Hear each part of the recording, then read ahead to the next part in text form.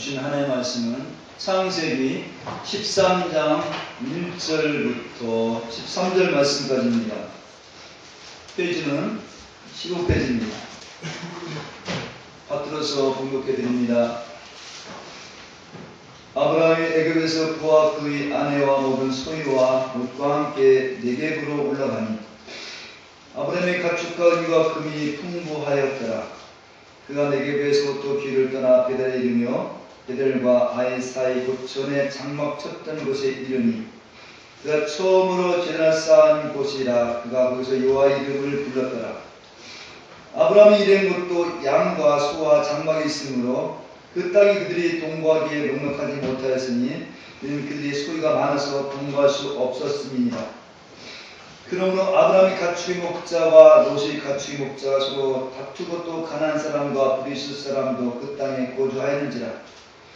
아브라함이 롯에게 이르되 우리는 한 친족이라. 나나 너나 내 목자나 내 목자나 서로 다투게 하지 말자. 네 앞에 온 땅이 있지 아니하냐. 나를 떠나가라. 내가 좌하면 나는 우하고 내가 우하면 나는 좌하리라. 이에 롯이 눈을 들어 이러한 지역을 바라본즉 소알까지 온 땅의 물이 넉넉하니 여호와께서 소돔과 고모라를 멸하시기 전이었으므로 여호와의 동산 같고 애굽 땅과 같았더라. 그러므로 롯이 유단 온 지역을 택하고 동으로 옮기니 그들이 서로 떠난지라. 아브라함은 가나안 땅에 거주하였고 롯은 그 지역의 도시들에 머무르며 그 장막을 옮겨 소돔까지 이르렀더라. 소돔 사람은 여호와 앞에 악하며 큰 죄인이었더라. 아멘. 갑자기 목이 메어서 코가 지금 콧물이 났습니다. 비로소 죄송합니다. 성도 여러분, 오늘 우리가 살아가는 세상은 어떻습니까? 우리는 세상을 어떻게 보고 샀습니까? 아마 이런 분이 있을 것입니다. 이 땅은 인간 중심으로 이 땅이 움직여가고 있어. 아니야. 이 땅은 보이지 않는 어떤 신이 이 땅을 움직여가고 있어. 라고 하는 생각도 있을 것입니다. 두 가지 견해입니다. 이 가운데 인간 중심으로 보는 사람들은 인간의 능력을 중요시 여깁니다. 반면에 아니야, 이 세상은 하나님께서 이 세상을 이끌어가고 있어 라고 하는 사람들은 하나님을 믿고 따라야 한다고 여기는 사람도 있습니다. 인간 중심으로 살아간다고 하는 사람들은 당연히 내 중심으로 따라와야 된다고 그렇게 주장합니다. 오늘 우리들은 하나님의 예배 드리면서 어떤 생각을 가지고 왔습니까? 교회의 유익을 위해서 왔습니까? 아니면 내 자녀, 내 가정 일을 해결받으라고 나오셨습니까? 마땅히 내 문제, 내 가정 문제, 우리 가족의 문제를 해결하려고 나오셨겠죠? 이런 모습이 대부분 사람들 것입니다. 이런 사람들의 삶의 토대는 무엇이겠습니까? 삶에 살아가는 근본적인 기초는 무엇이겠습니까? 그 근본적인 삶의 기초는 나입니다. 나. 내가 잘되게 하는 그런 생각과 정신 속에 우리는 살고 있는 것입니다. 나 잘되게 하는 환경 속에 살고 있습니다. 그 환경은 땅도 될 수 있고 돈도 될 수 있고 건강, 부귀, 권세, 종교 등등을 이야기할 수 있습니다. 그러나 성경에 나타나시는 하나님은 이 세상을 하나님 중심으로 인도하신다고 말씀하십니다. 스스로 계신 하나님 중심이 이 세상을 이끄신다고 말씀하고 있는 것입니다. 그러면서 하나님은 인간이 가지고 있는 능력들을 철저히 지킵니다. 그 하나님은 아주 오랫동안 자비에서는 오랫동안 참으시고 기다리시면서 인간의 능력을 소용이 없다고 여기면서 이 땅에 하나님의 뜻을 이어갔습니다. 뿐만 아니라 우리 많은 사람들 하나님의 능력이 있다고 하잖아요. 근데 하나님 자신은 자신의 능력도 배제시키면서 이 땅에 하나님의 뜻을 이어가십니다. 자신에게 가지고 있는 능력을 철저하게 부인하면서 일하시는 분이 예수님이십니다. 예수님을 따랐던 사도 바울이 또한 자기가 철저히 가지고 있던 능력들을 부인하였습니다. 바울이 자기가 가지고 있는 지식, 열등, 가지고 있는 권위, 직분, 직책들도 다 이것이 분토처럼 여기면서 오직 십자가 진리만이 내가 주목할 진리라고 이렇게 고백하면서 살아왔던 그 바울의 모습은 자신 능력들을 배제시키는 예수님의 신앙의 모습을 따라가는 것입니다. 예수님은 자기 목숨을 많은 사람을 살리려고 예수님 당신이 목숨을 주어오셨다고 말씀하셨습니다. 그리고 제자들에게 나를 따라오려는 자기를 부인하고 자기 십자가를 지고 따라오고 말씀하십니다. 이 말은 무슨 말입니까? 인간의 능력을 배제시키는 말씀입니다. 인간 능력이 배제되어야만 천국 백성으로서 살 수 있다고 하는 것을 보여주는 말씀입니다. 그리고 구약 성경에 인간의 혈통을 자르는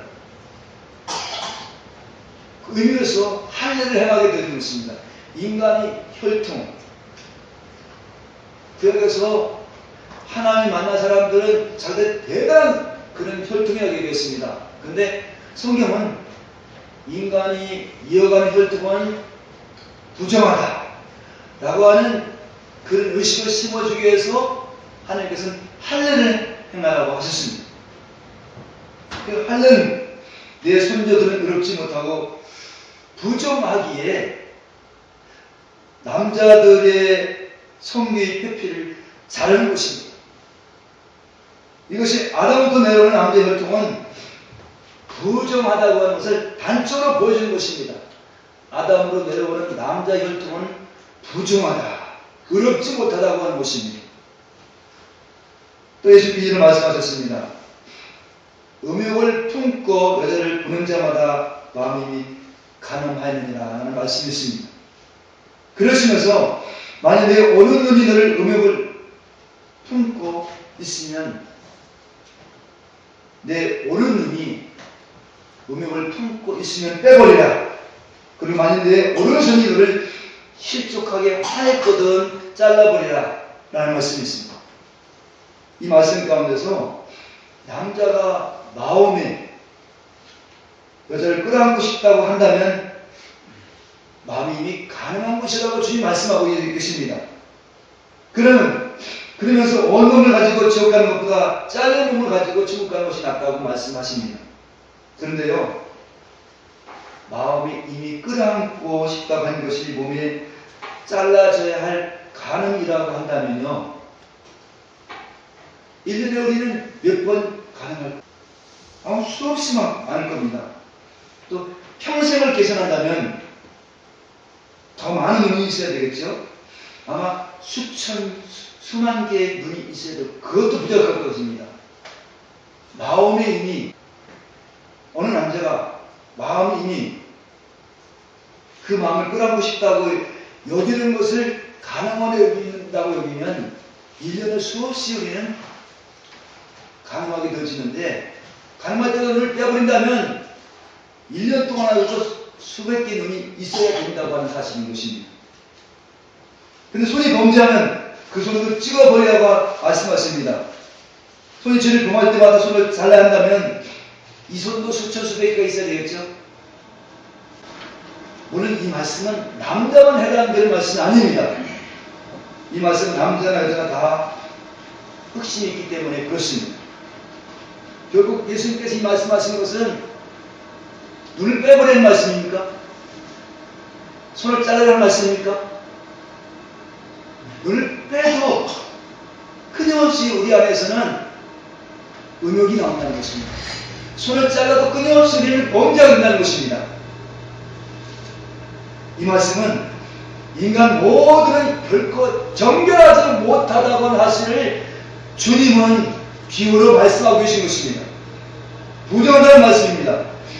마치도 이스라엘 백성들이 부정하여 할례를 행하는 것처럼 말입니다. 그러므로 인간 능력으로 하나님 원하는 거룩한 세계를 이룰 수 없습니다. 성경은 인간이 그 어떤 것으로도 거룩할 수 없다는 표시로 아브라함과 사라가 생산할 수 있는 능력이 없는 상황 속에서 하나님은 이삭을 태어나게 하셨습니다. 여러분, 우리 인간은 이런 생각을 할 수 있습니다. 인간은 욕심이 많은 거로 내중심으로 사람들을 자꾸 만나고 사람들을 이용하면은 내중심을 고집하면은 이웃 사람들 참 힘들게 살 거야. 그래 맞아. 이제 인간 능력을 자랑하지 말아야지. 자랑하면 안 되겠지 라고 생각할 수 있겠습니다. 너그러운 사람처럼 말입니다. 하지만 아무리 너그러운 인간도 자기 능력 안에서의 너그러움입니다. 절대 자기를 벗어나는 너그러움이 나타날 수 없습니다. 자기 안에서의 너그러움이지 자기를 손을 끼쳐가면서 이웃에게 너그러움을 나타날 수 없는 것입니다. 한편 또 어떤 사람은 이런 생각을 할 수 있는 것입니다. 하나님은 능력이 많으신 분이시기에 나를 지배하고 나를 통치하면은 이 땅에 행복한 사회가 열릴 거야. 능력이 많으신 분이 나를 명령해서 지배하고 통치하시는 이 땅에 살게 좋은 세상이 될 거야. 라는 사람도 있을 것입니다. 그러나 하나님은 어떤 분이시, 진짜 하나님이시냐고요? 어떤 분이 진짜 하나님이실까요? 진짜 하나님은 자신의 능력, 자신의 신분, 자신의 능력을 다 배제하시는 하나님이십니다. 전능하신 하나님이신데도 불구하고 인간의 몸을 입고 오신 예수님은 나는 약하다고 고백하시는 분이십니다. 십자가 되신 하나님이 진짜 하나님이십니다. 오늘 구약에서는 자신을 부인하는 하나님의 마음이 감춰져 있었습니다. 그래서 하나님은 필요할 때마다 제물을 통해서 제사를 통해서 활짝 하나님의 진면목을 하나님 진짜 하나님의 모습을 활짝 보여주십니다. 그 제물은 뭡니까? 신입니다. 제사도 본전의 제사는 신에 따르는 제사입니다. 이렇게 제물과 제사를 통해서 하나님이 어떤 분이심을 활짝 보여주시는 것입니다. 그러다가 하나님 인간의 몸을 입고 오신 예수님이 온전하게 하나님을 보이십니다. 그 하나님은 자신을 부인하시는 하나님이십니다. 죽으러 오시고 섬기러 오신 분이십니다. 어떤 사람이 죽으러 이 땅에 죽으려고 살겠습니까? 어떤 사람이 섬기려고 이 땅에 살면 목적을 삼겠습니까? 근데 섬기려고 죽으려고 오신 것은 하나님 자신을 부인하는 그런 모습인 것입니다. 죽으러 오시고 섬기러 오신 분이 누구십니까? 이분이 바로 진짜 하나님을 보이신 예수님이십니다. 이 예수님을 통해서 진짜 하나님이 완벽하게 우리에게 보이셨습니다. 하나님은 자기 자신을 끊임없이 배제하시는 하나님을 알게 하기 위해서 거기에 수많은 사람들을 등장시켰던 것입니다. 아브라함을 등장시키고 이삭을 등장시켰던 것입니다. 이유는 오늘 우리 자신들에게 그에게 수많은 사람들 통해 진짜 하나님을 알게 하기 위해서 그에게 많은 사람들을 등장시켰습니다. 성경의 역사를 보면 사람들이 살아가는 삶 현장 속에서 인간이 잘남을 자랑할 때는요, 하나님께서 인간의 잘남을 자랑하는 공로 업적을 다 부셔버렸습니다. 그 대표적인 사건이 바벨탑 사건입니다. 그리고 46년 동안 건축된 성전도 부서져야 된다고 예수님 말씀하셨습니다. 46년 동안 건축된 성전 안에서 행하는 사람들의 모습은 거룩한 제사를 드리면서 약한 자의 돈을 착취하고 불법을 행했기 때문에 저 성전은 성전이 아니다라고 하면서 저 성전은 무너져야 된다고 말씀하셨습니다. 그리고 실제로 이 말씀대로 예루살렘 성전은 부서졌습니다. 로마 사람들을 이용해서 하나님은 이 예루살렘 성전을 부셨습니다. 사실 인간이 공을 세워진 것이 부서진다는 것은 고통입니다. 내가 이렇게 공을 세웠는데 그것을 하나님께서 내 것을 뺏어간다면 그건 고통인 것입니다. 성경 역사 가운데 인간의 공을 부숴버린다는 또 다른 예를 든다면 이스라엘 전체가 다른 나라에 먹히게 한 겁니다. 이스라엘 전체가 다른 나라에 포로로 끌려가게 한 것입니다. 마치도 우리나라가 일본에게 나라를 빼앗긴 것처럼 말입니다. 사람들은 고통이 심하면 가만히 있을 수가 없습니다. 토로하게 됩니다. 울부짖게 됩니다. 하나님 이 간절한 마음으로 울부짖는 이 마음을 들으시고 긍휼을 베푸십니다. 이 긍휼하심이 결국 구원으로 연결되어진 것입니다. 오늘 우리에게 주신 말씀은 자꾸 하나님의 말씀을 의심하여 흔들리는 우리의 믿음으로, 우리를 믿음으로 흔들리는 우리의 신앙의 모습을 다시 흔들지 않을 견고한 믿음으로 세우기 위해서 오늘 이 말씀을 주시는 것입니다. 오늘 본문 말씀에 두 사람이 나오게 되십니다. 아브라함과 롯입니다. 정확히 말씀드리면 아브라함의 가정이 그런 일꾼들과 롯의 가정의 일꾼들이 나오게 되십니다. 이 아브라함의 가정과 롯의 가정은 거부가 되었습니다. 이 거부는 자신들이 열심히 땀을 흘려서 되어진 것이 아니라 아브라함은 애굽 나라에서 비겁하게 자기가 살기 위해서 자기 아내를 물건처럼 바로왕에게 주었습니다. 그때 어떤 재난도 있습니다. 근데 하나님 정격적으로 하나님이 아브라함의 아내에게 바로왕에게 찾아가서 건들지 말라라고 정격적으로 말씀하면서 다시 아브라함 아내를 다시 되찾게 된 것입니다. 되찾으면서 주었던 재산도 다시 또 계속 가지게 되었습니다. 이렇게 얻어진 것이 하나님의 은혜인 것입니다. 이들이 애굽에서 나와서 하나님의 첫사랑 맛봤던 원래 있던 곳으로 오게 됐습니다. 베델로 올라오게 됐습니다. 이제 뜻하지 않는 상황이 터지게 됐습니다. 그것은 뭐냐면 아브라함과 조카 삼촌 간에 불화하게 일어나게 됐습니다. 싸움이 일어나게 됐습니다. 다툼이 일어났습니다. 그 다툼은 갖추어 길기 때문에 프리필하잖아요. 공간이 한정되어 있잖아요. 그러니까 서로 아브라함이 그런 또 주인들은 우리 주인이 그런 가축을 잘 누리려고 욕심부리다가 또 싸우게 던지게 되고 롯의 종들은 롯의 주인이 가정을 가축을 잘 기르게 욕심부리다가 결국 싸우게 됐던 것을 보게 되십니다. 가축을 먹일 공간을 확보하기 위해서 이렇게 싸우게 된 것입니다. 그래서 하나님의 은혜를 받은 아브라함이 롯에게 제언합니다. 조카야, 나와 너는 같은 친족이 아니냐? 싸우는 것이 볼상사였구나.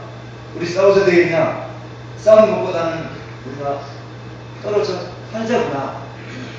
보고 싶을 때 서로 왕래하면 되지 않느냐라고 조카에게 제안을 합니다. 조카로서 삼촌의 자네표에 승낙하게 되어집니다. 그럼 어떻게 헤어져야 할 길을 성경 증언하고 있습니까? 삼촌 아브라함이 먼저 조카 롯에게 제안합니다. 조카 내가 선택한 대로 하겠다. 네가 우하면 난 좌하겠고 네가 좌하면 내가 우하겠다. 라고 이렇게 아브라함은 조카 롯에게 선택권을 줍니다. 조카 롯은 우리 넉넉한 땅을 선택합니다. 그 땅은 마치도 롯이 고백하는데 노아의 동상 같다라고 말씀하고 있고 애굽 땅 같다고 그렇게 고백합니다. 족하 롯은 애굽이라는 나라가 얼마나 풍족하게 잘 살 수 있는 것을 알았습니다. 족하 롯은 애굽에서 살아왔기 때문에 애굽에는 물도 풍부하고 땅도 많아서 농사 잘 짓는 것을 보면서 지금 족하 롯은 자기가 살 땅을 선택하라니까 물이 있는 곳을 선택하고 있는 것입니다.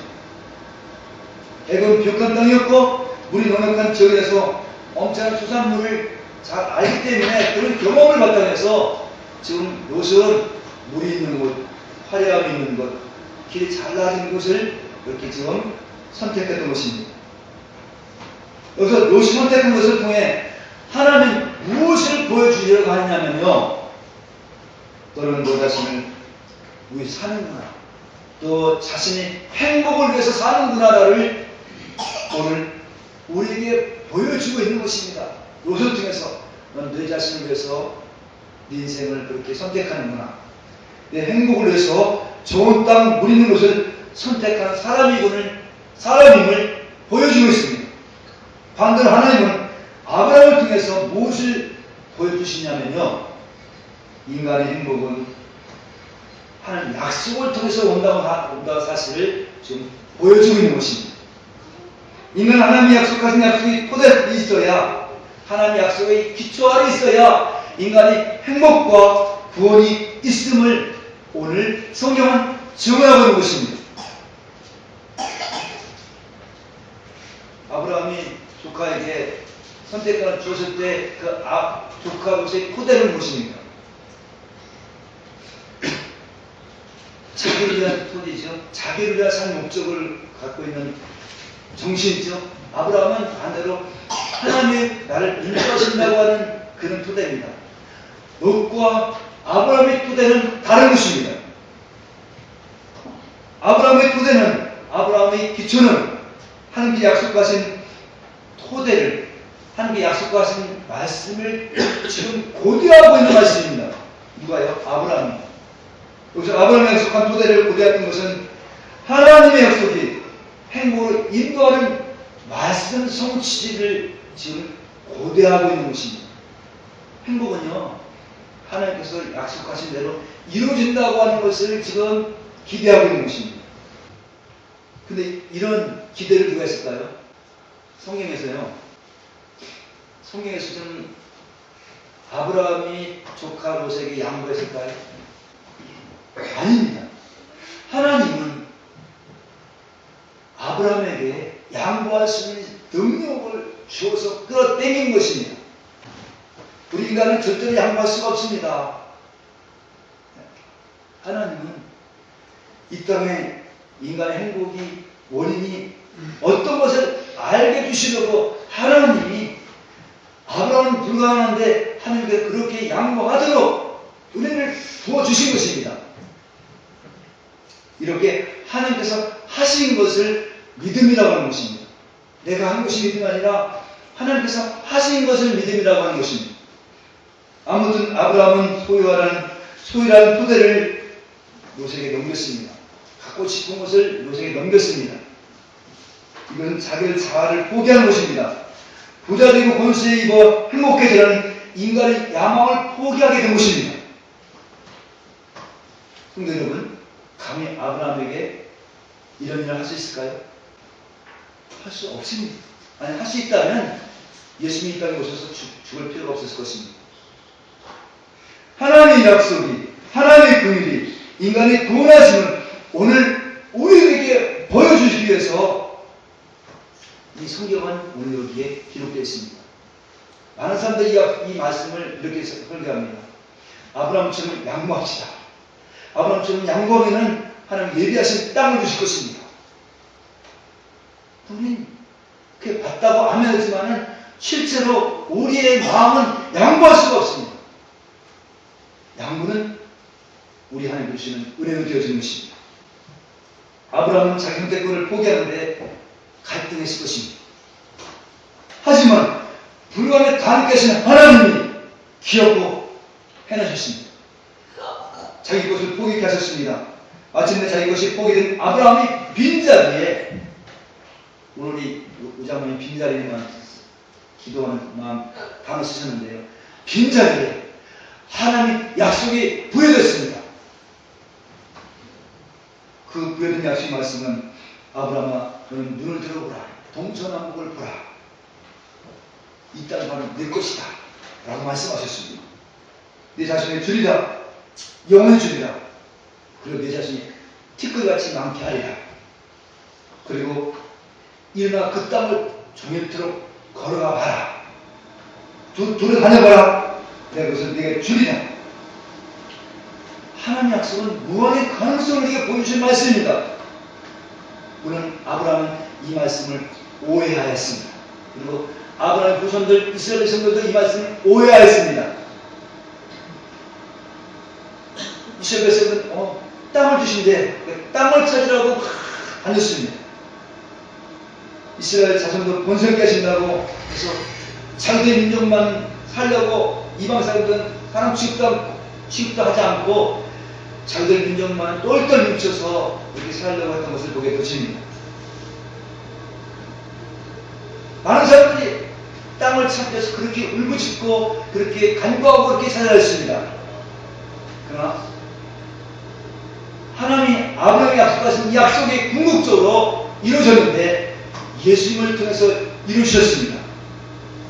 그 예수님을 이루신 하나님의 약속은 가나안 땅이 아니라 우리 마음 안에 하나님의 마음이 심겨준 것입니다. 우리 마음 안에 하나님의 마음을 심겨준 것이 땅의 약속입니다. 즉 우리 마음에 하나님 함께 거처 사무신다는 장소가 우리 마음속에 있는 것입니다.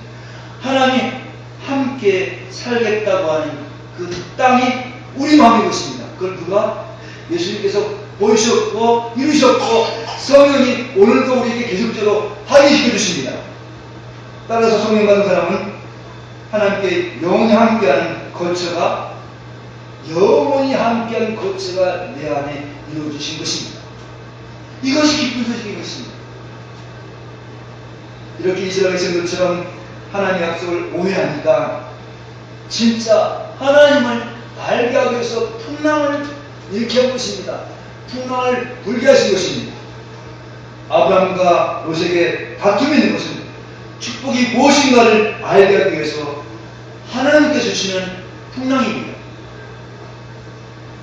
그 풍랑을 통해서 선택받은 백성은 땅이 가지는 토대를 통해서는 구원받을 수 없음을 알려준 것입니다. 땅의 토대는 뭡니까? 내 야망과 내 꿈을 가지고 달려가면 달려갈수록 구원받을 수 없음을 하나님이 말씀하고 있는 것입니다. 그리고 죽게 갈 수 없음을 알게 해주는 것입니다. 반대로 땅의 토대를 가지고 살면 심판받아 멸망으로 갈 수밖에 없음을 보여주는 말씀인 것입니다. 근데 하나님이 아브라함에게 은혜를 주셔서 땅의 토대를 포기하는 길을 선택하게 하셨습니다. 그 선택이 뭐냐면 조카야 네가 먼저 선택하라.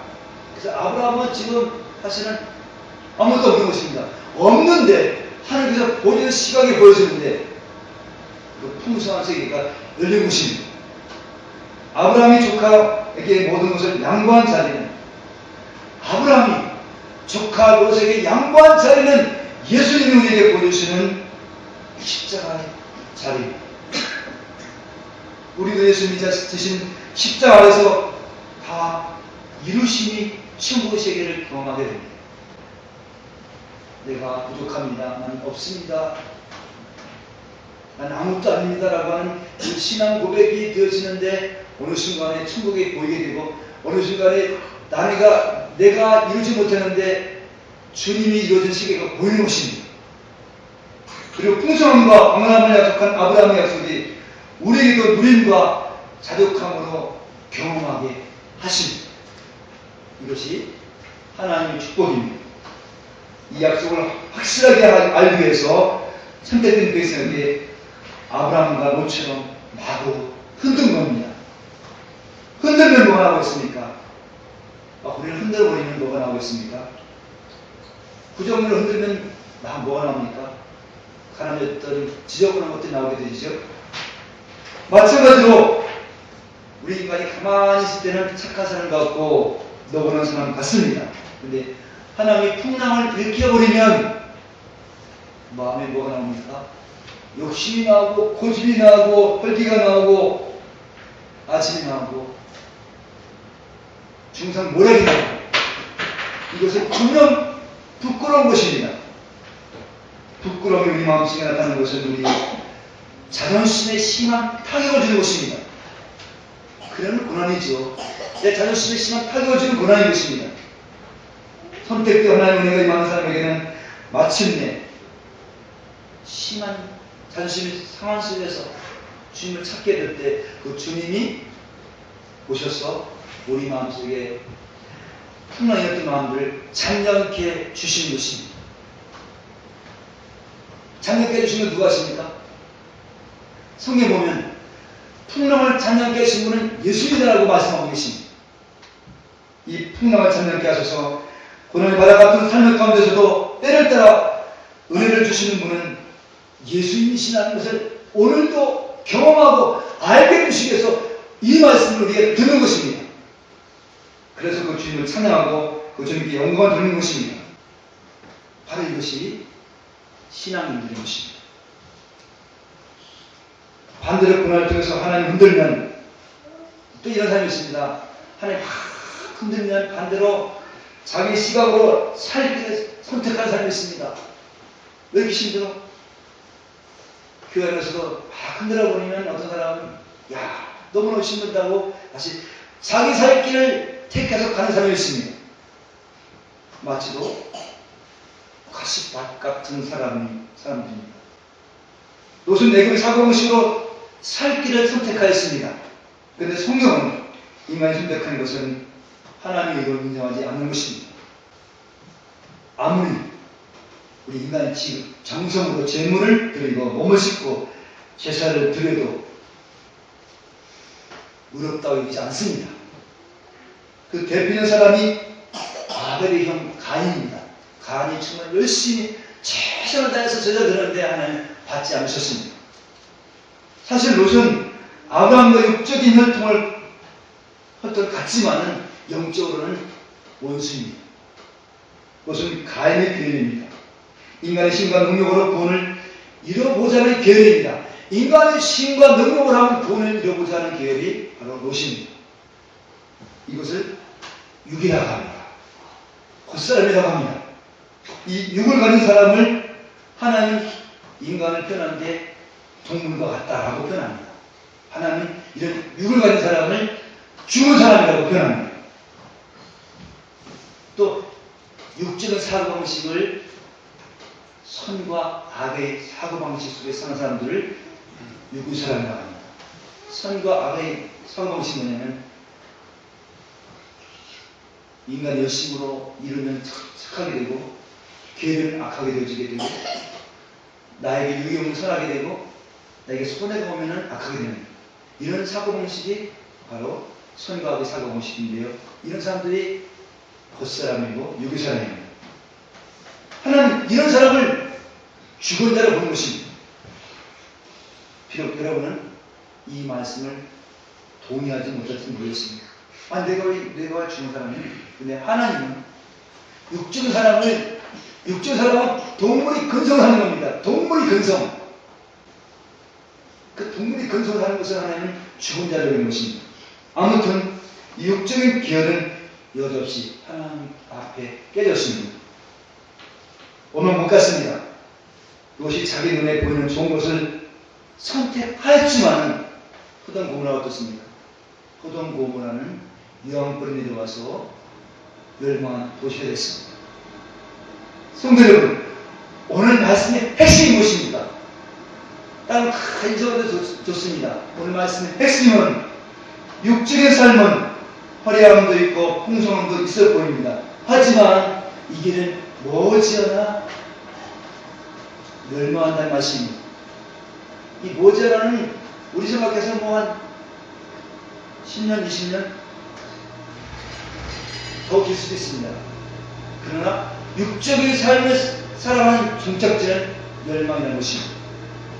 반면 하나님의 은혜로 세상과 포기하였더니 새롭고 영원하고 풍성한 하나님의 약속이 보장되는 말씀입니다. 이 말씀을 기억해야 됩니다. 지금 살아계신 하나님은 긍휼로 선택한 사람이 있습니다. 이런 사람에게 이 땅에서 가진 것이 없어 불편함은 있지만 하나님께서 주시는 약속이 믿어졌습니다. 풍성한 삶으로 인도하시는 것이 복음의 것입니다. 그 약속이 예수님께서 하신 약속입니다. 나를 믿어. 나를 믿으면 영생이 있고, 나를 믿으면, 나를 신뢰하고 살면 우리들을 풍성케 하신다는 것입니다. 풍성케 하신다. 풍성이라는 것은 돈을 많이 갖고 본세를 많이 받는 것이 아니라 환경은 똑같은데 생각을 바꿔주는 거예요. 육적 사람들은 내 기준에서 더 많이 달라고 더 많이 요구하지만은 은혜 받은 사람들은 시각이 이미 주신 것이 보이는 것입니다. 지키 나를 사랑하시다 주신 것이 감사하고 기쁨으로 여겨져서 그것이 풍성한 것입니다. 오늘 예수님 믿는다고 하는 것은 예수님을 나의 주님으로 맡기고 사는 것을 말하는 것입니다. 이런 사람들에게 힘들었게도 죽는 것 같은데 부활을 경험하게 됩니다. 그리고 이미 하나님께서 마련하신 누림의 세계로 인도하신 것입니다. 이런 하나님의 은혜가 아브라함 같은 그런 긍휼을 받았어. 영적인 세계에 열려서 한 주간도 사실 주님의 이름으로 축복합니다. 기도하시겠습니다.